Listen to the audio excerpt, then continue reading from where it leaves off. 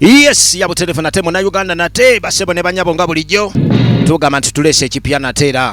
Filimu ezaffe eza wano, filimu ez'abaana Uganda zikuta kati. Anti JR Film Studios nate banange bafumbye ekipya. 12 Stars Universal Pictures natera.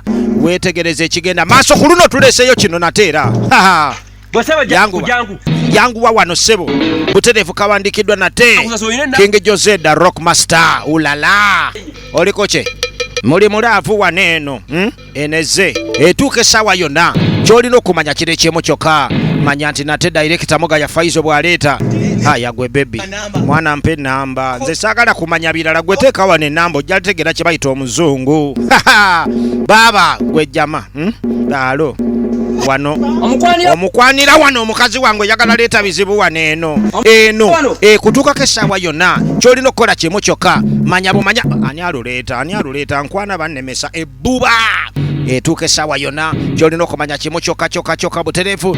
Yes, genda ku YouTube channel, likinga, subscribe, ate nate kinyume ojja kulaba nga buli kimu kyonna kiteredde. Eno bagita Ebbuba. Giraba akadde konna okuva mu JR Film Studios ne 12 Star Universal Pictures abakabye.